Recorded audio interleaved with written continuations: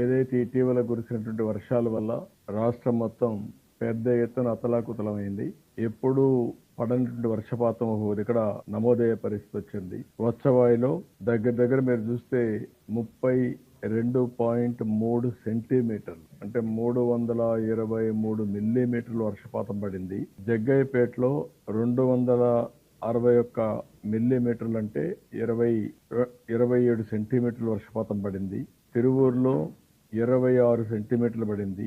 గుంటూరులో 26 సెంటీమీటర్లు వర్షపాతం నమోదైంది. 14 మండలాల్లో ఆవరేజ్న 20 సెంటీమీటర్ల కంటే ఎక్కువ ఒకే రోజు వర్షం పడడం దగ్గర ఇవన్నీ కూడా ఆల్మోస్ట్ ఆల్ 1 డే 24 అవర్స్ గ్యాప్లో ఇది పడే పరిస్థితి వచ్చింది.